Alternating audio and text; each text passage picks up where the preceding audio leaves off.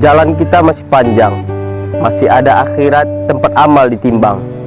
Setiap langkah pasti dihisap. Apakah tercatat sebagai penyuruh hukum Allah atau tercatat sebagai sekutu Abu Jahal, Abu Janda? Maka beruntunglah orang-orang yang menepaki jejak para nabi, jejak penyelamat manusia dunia dan akhirat. Memang merantau Cina tidaklah mudah.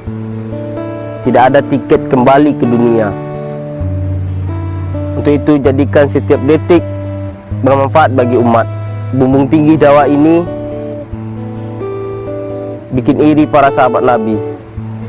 Masih ada sisa waktu, kuatkan dirimu.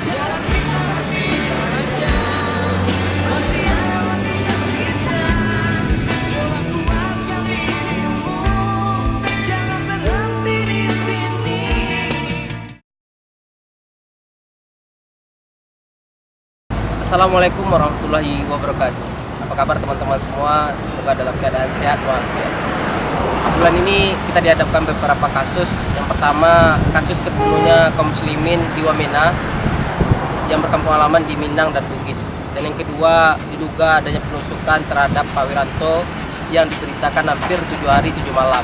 Dan yang ketiga, kasus terbunuhnya aktivis mahasiswa yang melakukan aksi di Sulawesi dan Jakarta.